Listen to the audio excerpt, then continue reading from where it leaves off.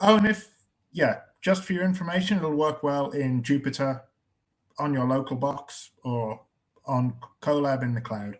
Haven't tested it with other notebook systems, but those are the big two, right? Okay, I'll share my screen and we'll kick off. Okay. Whoa, screenception. All right, I hope you can all see this. Can everyone see this? Speak now or forever hold your peace.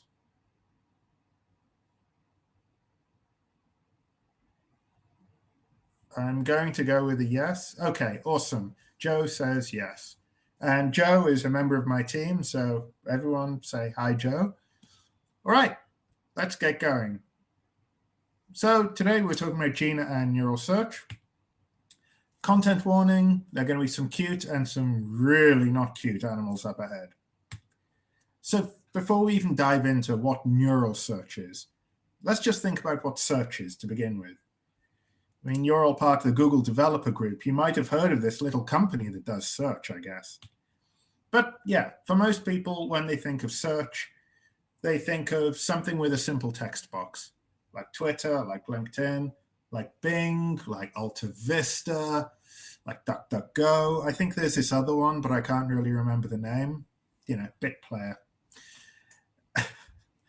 But search is really about so much more. When you speak to a chatbot, that's essentially doing a search operation. You ask it a question, and it searches through its database. It returns one answer at a time, typically. Another example of search might be, what if you had a whole warehouse of machine learning papers, and you had one paper in your hand and wanted to find similar ones? That would be, again, a search problem. So searching any machine learning paper in the world with the machine paper you have now.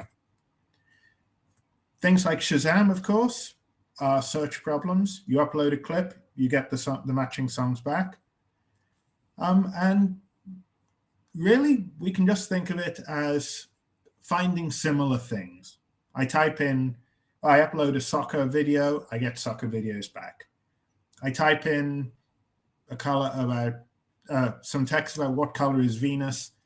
I get articles back talking about the color of Venus.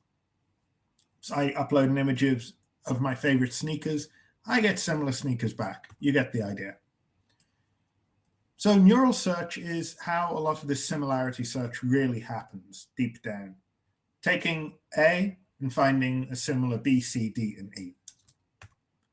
And to explain that, we'll look at some pictures. And aren't they cute? Aren't they fuzzy? Aren't they adorable? And we can put them on a graph. I mean, they're all equally cute, really, so we can't grade them on that, but we can grade them on, say, the cattiness or the dogginess. So creating a one-dimensional graph. But then what happens if we need to add more data? Say, some other animals. Aren't they just the somethingest? So yeah, apologies for anyone looking at this who didn't catch my warning, and apologies to those who did catch my warning. So apparently the ones on the top are cats and the ones on the bottom are dogs. Though, who the heck? And we can put these on a graph as well, but we need to add like an extra axis. We've got cattiness and dogginess and or ah. And this seems like a good place to bring in some definitions. So we would call these dimensions, the different axes, and the embedding is the point on the graph where a piece of data fits. Since we have two axes, we would have just two numbers in the tuple. And we would call this whole thing, in the context of Jina, our index. And now if we want to find something similar to this new image, like this cute little snowball of a pup, well, where would it fit? You know that. I know that. Our own meat-based neural networks know how to solve this problem. Of course, it'd fit next to the other cute puppers. So yeah, we found the closest match. But yeah, so what? It's just pictures of cats and dogs. I mean, we understand these dimensions, but computers, they don't have an understanding inherently of ugly and cute cat or dog, fluffy or hairless or whatever. So with neural search, we're building a mental model and then embedding these pictures into that mental model to create an index. So yeah, basically the same thing, the lump of meat in your big shell of bone, it's the same thing. Neural search uses the embeddings from deep learning models for similarity search. In reality, that was a very simplified example.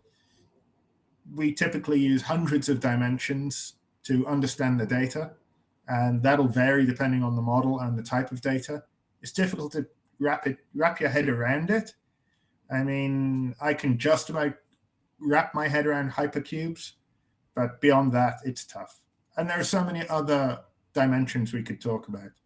Some things that we might not even consciously realize or take for granted, like the number of eyes. So the advantages of this neural search is that it's semantic. It's, for example, if you're searching through text, and the text is this wonderful story of, I don't know, a Bronte novel with lots of rich descriptions of colors like vermilion, scarlet, crimson. If you're just doing basic keyword search, you type in red, nothing's going to come back. But semantic search knows that crimson, vermilion, the other one I said, yeah, just different shades of red. So it works with all data types, or pretty much every data type that there is a model for, and that's a lot. And Jina, you can do it all via a plug and play method. So a lot of this stuff, you don't actually need to know neural networks, deep learning, machine learning frameworks to use it. In hell, I didn't know any of it before joining Jina. And I mean, don't tell the bosses, but I don't know that much now. But I can easily write these search engines that do cool stuff without having to understand what's going on behind the scenes. The challenge typically are actually deploying these things, because if you've worked with machine learning frameworks before, you'll know that there are so many dependencies and dependency conflicts arise. Like if you're using, I don't know, TensorFlow 1.10 and in one library and another library is using 2.1, and you're trying to run them in the same app, yeah, good luck with that. That's really not going to work well. And of course, optimization as well. Things like deployment, all of this. So Jina's mission is to provide an open source neural search ecosystem, blah, blah, blah. You can read the screen. All kinds of data, high availability, scalability. We have all the cool buzzwords. And you can find out more at get.jina.ai. That'll take you right to our GitHub repo. So Jina can search pretty much any kind of data that deep learning models can. So all of these on the screen, text, images, audio, video, 3D mesh, and proteins. We will be getting a protein search example up probably in the next few weeks. And hopefully a 3D mesh. We had one going, it works. It's not currently deployed, but it's very cool. So you could upload, say, a Blender mesh. It'll find similar Blender meshes. For me, I really like 3D printing. So if I could upload a model and find something similar, that would be awesome. And we have been working with a developer they develop an IDE for game designers. So game designers need a lot of 3D assets, and they'll want to do similarity searches. So that's a real world use case of that. So Jina operates on 3 basic units of understanding, just 3 things. So first up, the document, which is a basic data type that represents a piece of information, text, an image, you name it. Whatever it is, everything is a document. And to do that, we wrote the document array. The doc array is a structured data type for unstructured data. So you can use it to store tensors, NumPy arrays, you name it. And this can be used way outside of Jina. We've just released it. I'd be over the moon if you all gave it a shot. It's something new. And there's a nice comparison table comparing it to NumPy, JSON, Pandas, Protobuf, and Hugging Face, and all of those. So if you want to learn more, that's at docker.jina.ai. So we've just abstracted that out. Okay, other stuff. We've got the executor. So an executor performs a low-level task on a document. Let's say I want to index that Bronte book again. For the sake of argument, the Bronte book, Emma. I think that's Bronte. My English teacher would probably kill me now. Yeah, an executor, we'd use several executors to process this kind of document.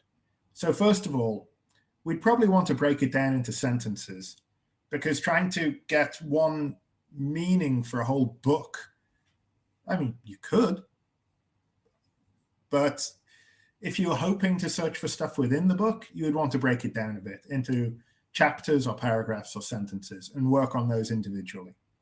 So that would be segmenting. And then encoding would be feeding these chunks of the book, these documents, into the model that we're using. So that might be a transformers model from Hugging Face, for example. So that would generate the vector embeddings, which the neural network understands. And then we would want to create an index.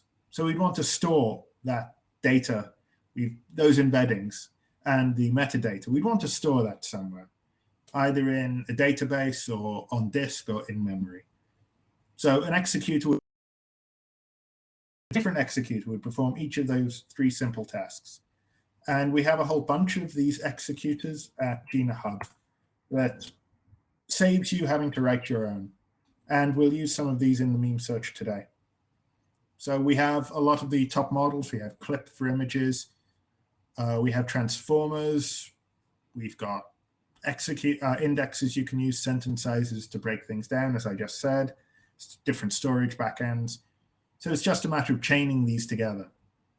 And what do we chain these together with? I don't hear you ask, because I can't hear you.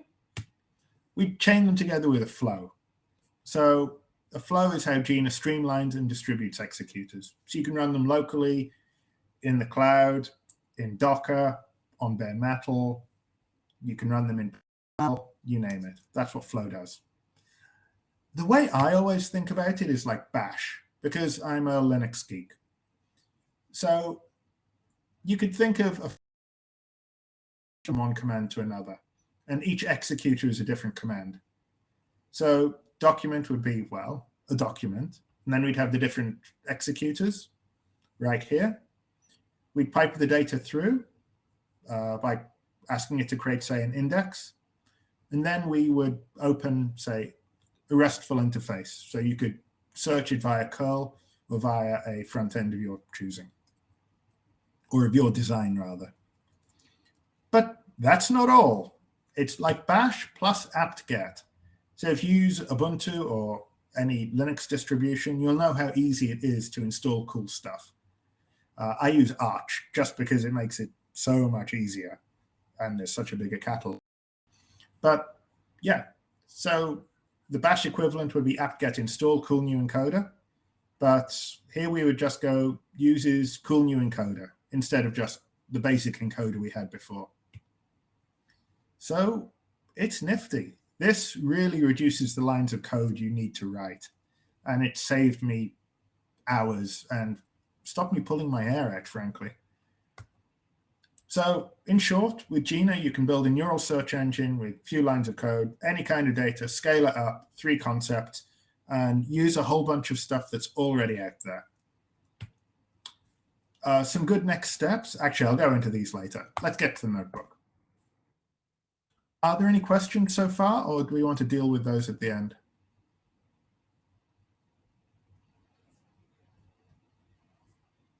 Okay, I hear nothing.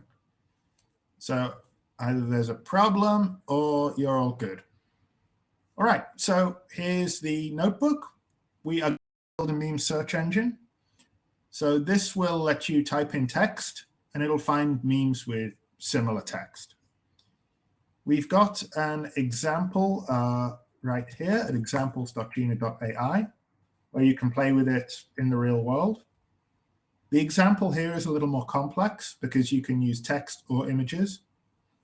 So, cute, fuzzy animals talking about food, for example. Let's see what comes up. Okay, so we've got cute, fuzzy animals. It's talking about animals. We've got cute, fuzzy animals. All of this stuff. And the stuff that it's searching is a combination. It's the text in the memes and also the template name of each meme. Like this would be Grumpy Cat, and this would be Willy Wonka, for example. So we're not actually doing a text to image search.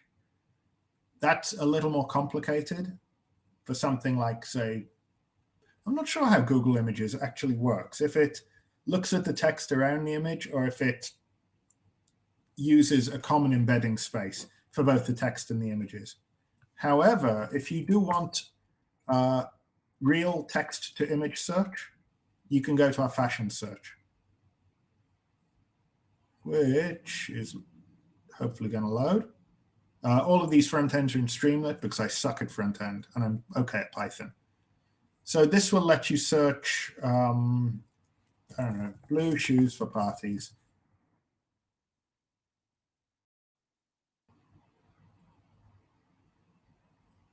Okay, maybe people don't wear blue shoes to parties or the catalog just doesn't have it. But yeah, this data set, I should say that in this data set, the meme images themselves are metadata. They're not being searched. The actual data is the caption and the template name. However, in this example, the data being searched is the image. So we're using text and images with a common embedding space.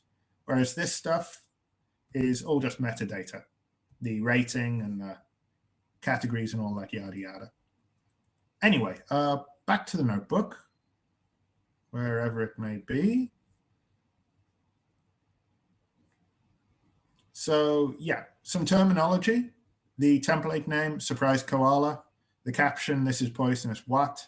The URI is, we got it from ImageFlip. There's a really good data set on Kaggle for these with really nice metadata, and it's not too horrendously offensive, which is rare for meme data sets. Yeah, and we take the text, we set the text to a combination of the template name and the caption.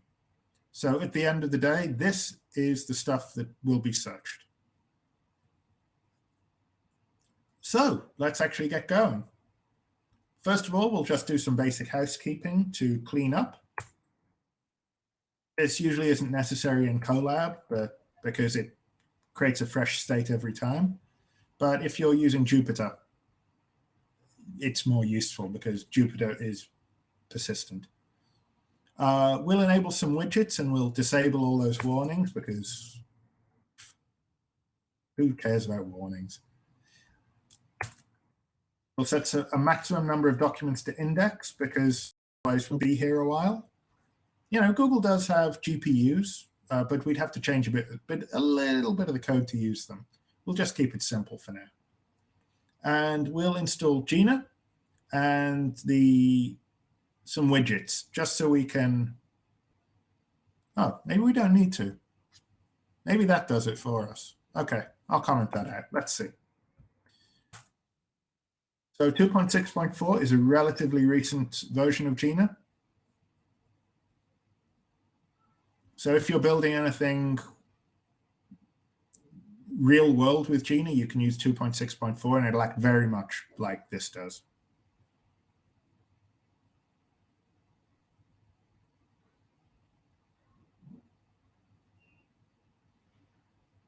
Okay, that's done. Now we have to process our data, which is always the fun part of machine learning because every piece of data is different. So we always have to wrangle the data to get it into the right format. Now, Jina does offer some cool stuff like document array.from files, where you can just pass it the name of a directory in glob, and it'll take like every JPEG in the directory and just create a document array very quickly with them, in just one line of code, or from CSV, or from JSON, which will take a JSON file that is arranged like a list of dicts in Python terms, or a JSON file that is arranged like an array of objects in JavaScript terms, I guess. But our JSON file is quite complex because that's just the way it is. That's what the data set gave us. So we have to write a function to deal with all that. Now, we'll create a directory called data. We'll get the file. I can never remember what all of these tags mean. These are, but I put them in for a reason. Q is short for STFU. So we'll load up the data. In doing this, we'll create a document array to hold the documents using docArray package. We'll look at shuffling the memes, and we'll go into why we want to do that. For each meme, we'll put that meme into a document where the main content is the text of the meme. And the text of the meme we get from the JSON direct. We'll set the document text to that, template name and meme caption, and we'll add some metadata, which we call tags, like the absolute URL, which we'll use in the front end. Or, well, we'll use later in this notebook, in fact. So we'll import these two things. The JSON, this function isn't really all that interesting or useful in the real world because, like I said, it's going to be different for every kind of data that you use. So don't worry about the code there too much. Yep, we'll pass in the file, the maximum docs we want to deal with, and we'll see if we want to shuffle it or not. If we don't shuffle it, there's a slight problem. We get all the same kinds of image, all of this hotline Drake, hotline bling thing. So it's not going to be a very interesting thing to search through if all the results are going to be Drake. Hey, unless you're really into Drake.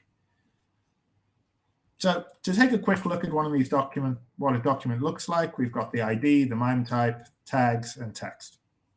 And we can look at each of these. So for example, the first one here, as I said, we've got template, alt text. This is all the tags, sorry, in these brackets. So the main stuff we'd be searching in that case is, well, that text, which is the text of that document. So let's actually shuffle it instead and look at the images. Okay, that's better. So it's a decent selection of memes now. I'll just show you where the image set is in case you want to download it. It's Creative Commons 0, so as far as I know it is. So it's totally free to use. Yeah, CC0, public domain. And I chose this one because the things in it are actually recognizable as memes and not just random images with white impact font on top. And I searched it for all the bad and offensive words, and there wasn't much in there. And there's really nice metadata. So that's why I chose what I did. As with any data set, especially for something as fast moving as memes, it's going to get out of date fast. So don't expect the latest, dankest memes in this data set. Okay, back to the notebook. So as I said, Jina uses flows. Basically, you put documents into a flow and documents come out. Or rather, document arrays go in, document arrays come out. And we're going to have two flows here. Or rather, one flow and we use two different endpoints to it. So one of them is for indexing, where we build that index of all of our data and store it on disk. Yes, on disk. We set up a directory to do that. And the other flow, which we'll use later, will search through that index. So we'll go Jina import flow. So walking through the code here, we've got .add and .add because we're using two executors. I said earlier that we might want to break the text down, but really the text is so short here that we really don't need to. I think it'd give us worse results if we did. So a lot of this stuff is quite obvious. Text encoder, we take that text from the memes, sit around, it's time for some edumacation, and most interesting man in the world.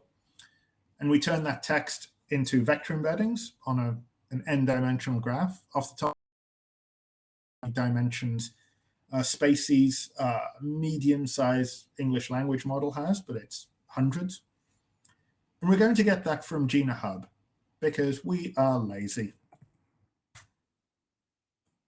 So if we go here, we can go to Spacey, text encoder, and we can see more. And we can see all the arguments and stuff we can pass to it.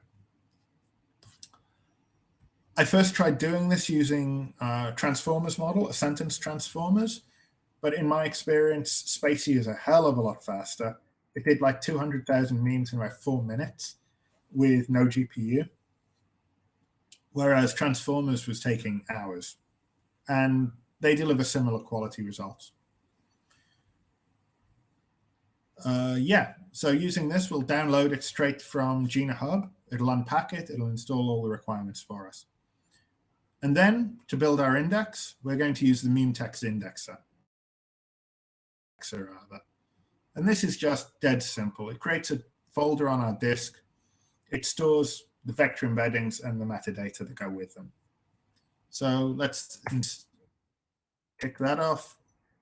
And now we'll open the flow as a context manager, and we'll give it some parameters. So input, the docs, so that's the 500 meme, the 50, however many memes we decided to do. The request size, so how many will we pass at once?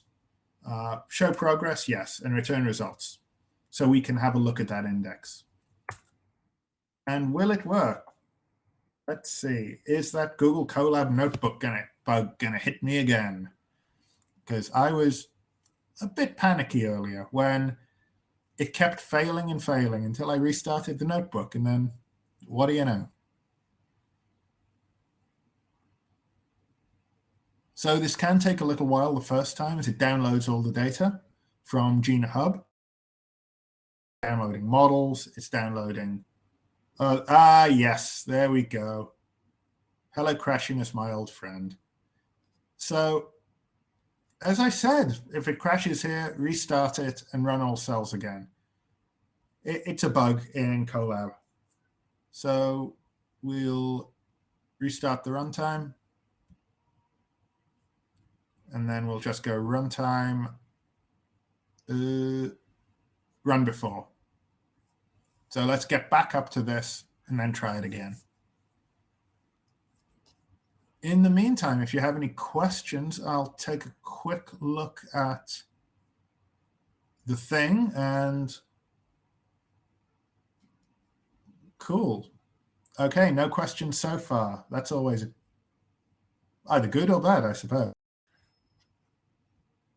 Well, I shouldn't be sharing my DMs on a public screen, should I? Right, we are hot to trot.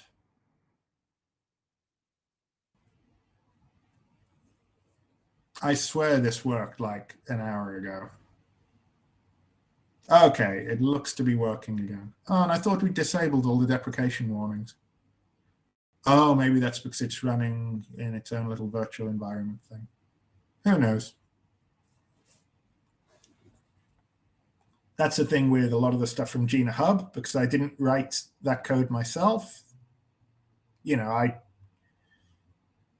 I don't always know exactly what's happening, but I know it's done its job, which is the important thing. Good little piece of code. Okay, so we just generated vector embeddings generated by the Spacey executor using the medium-sized language model. And we stored all of this stuff. So we can take a look at one of these documents now. And yeah, we can see a few things. So over here, we're just looking at the embedding.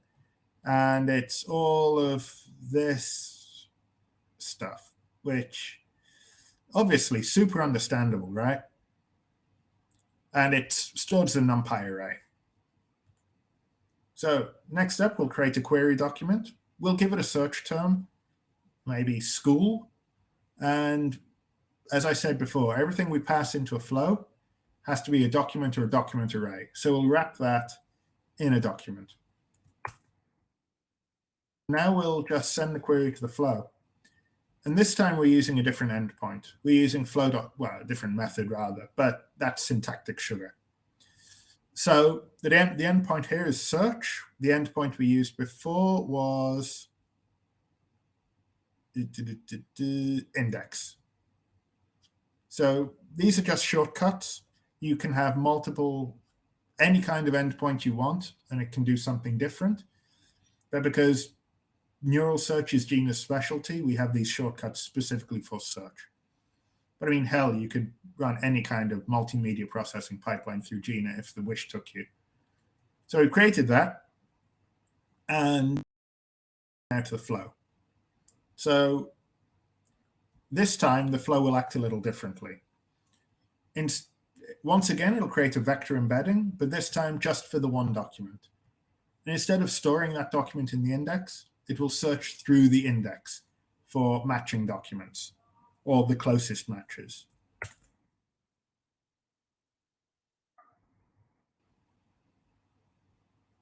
Again, it's a little slow because I didn't cache any of these executors, and it's running in a notebook. In production, in production, this would run once when you kick off the flow, and then for each search, it would just run pretty quickly. Or rather, in production, you'd be opening a gateway like RESTful or, well, potentially WebSockets or gRPC, and it would act differently. Okay, great. It's done its thing. So now we'll look at the matches. It's stored a little deep, and we'll show those images. So did it work? So our input text was school. The output, my uncle's diploma said he graduated from a school of fine farts. Boom, school. First woman president, shirts arrive Monday. Okay, that was not a good match at all. Potentially because we only operated on 50 images and it didn't have many connection lines to draw between them in the graph. So Picard, what it's like listening to nerds argue at college. So again, this is school, but it's not explicitly mentioning the word school. Number 4, freaks me out a little bit because the context of this, when I think about it, walked up to a girl sitting at a 2-chair table and asked if the seat was taken. That is something that typically happens at school, this kind of behavior. It never mentions school, it never mentions academia, college, none of it, but a school-like situation. And the last one, when your parents take your phone, I guess it was running out of connections to make between those 50 different, between the query and all the 50 different documents. So yeah, parents drop you off at school, and therefore it's related. So that's the thing about neural nets. If I ask it to return 5 matches, it'll return 5 matches, no matter what. It doesn't always mean they're good. It means it's the closest thing it can find. So in a big data set, this is really good. But in a tiny data set, you could write some filters. But out of the box, it'll just return however many results you ask it to. Now, using this in a notebook is not much like real life. You know, it's great for data science, it's great for demos, but if I were building this in real life, and, well, I did. So in a notebook, we use gRPC because the notebook's already running in a web browser. Adding a RESTful layer on top of that is not a game I wish to play. But we would just change the code if we were running this from a terminal. So we'd go protocol HTTP, expose the port, and then block. And block just keeps the flow open. We can use Dockerized executors. So instead of having to install all the requirements locally, we can have them running in their own Docker containers, which would stop any dependency clashes there might be. or we could just wrap everything up in Docker, all in one. I've got a sample Docker Compose here that anyone can use. Another thing we might want to do, and I haven't updated the notebook for this yet because it's all very new, is using Jina Fine Tuner. So when we saw the results, this one wasn't so great. And these two, well, this one was getting away from it a bit. I haven't looked at all the images that we indexed, so maybe these truly were the best ones. Like this one, I doubt it. So the model isn't as good as it could be. So in times like that, we would want to use Jina Fine Tuner. So with Fine Tuner, you can take PyTorch, TensorFlow, or Paddle model. There might be other frameworks in the pipeline. And then you can fine tune it. So you can test it on different data in your specific data set to improve your embeddings and deliver better results. If you go to Jina's blog next week, you should see 1 or 2 blog posts about it. We are creating some notebooks that specifically use Fine Tuner. Where is it? Oh, we've got one here, for example. I won't run through this one, but yeah, it'll give you an idea of some of the code. And if you want to use Fine Tuner, you don't need to use Jina at all. You don't need to use the search framework. So you can just, use this to fine tune your model, whatever you want your model to do, even if that's not search. And like Jina's neural search framework, this too relies on Docker Array. All right. So I think that's everything in the notebook. Obviously, you can find this notebook online. I've got GitHub repo as well, where I'm storing. Actually, no, this notebook isn't in a GitHub repo. Stay tuned to the Jina blog, and we'll have some notebooks in repos for building your own very simple fashion search engine and improving the hell out of it. Those will be starting to go up next week. But yeah, that's it for now. If you have any questions, I'd love to hear them. And if not, we can dive back into the presentation, go over some next steps, and then wrap things up. Okay, I'll bring the thing up again. See any questions? None so far. Cool. Everything was clear. Always love to hear that. If anyone has any ideas of what they want to build with Jina, also let us know in the chat. In the meantime, I'll go on to the last few slides of the deck. And after that, we can wrap it up. So some next steps. If you want to learn how to use Jina, we have a learning bootcamp, which will take you step by step. And there are quizzes you can do along the way, and you can earn cool certificates to share with your friends and win your parents' love. And we have docs.jina.ai. That's a more comprehensive reference, and it has all the info. As well as that, we have dockeray.jina.ai and finetuner.jina.ai that I mentioned before, which are 2 other things. And every month we hold an engineering all hands. So this is an online event of our own where we have experts and engineers from Jina, experts in the field and engineers from Jina, talk about neural search, talk about development, talk about what's new in Jina. We get to know the community a bit, we hang out. So everyone is more than welcome to attend there. Second Tuesday of every month, 4 p.m. CET, and just Google Jina Meetup and you'll find it. The other thing is we are considering some other online community events. So if you want to know more about those, join our Slack. And we're very friendly. We're always here to answer questions. We don't bite much.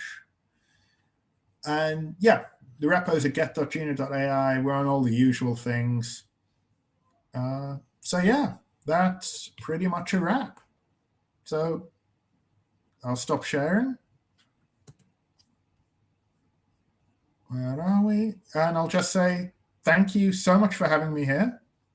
It's been a great experience. Always love talking at people. Okay. Thank you, Alex. I guess everything was clear for the live audience, also for the online. So I guess we see you again soon for one more event. So I guess I'm just trying to find the next event. That's the hands-on workshop to build new search. What was that? Your people can talk to my people. Yeah, great. So yes, thank you again, and see you soon, I guess. All right, thanks everyone. See you soon. Stay safe. Thank you. You too. Bye. Bye.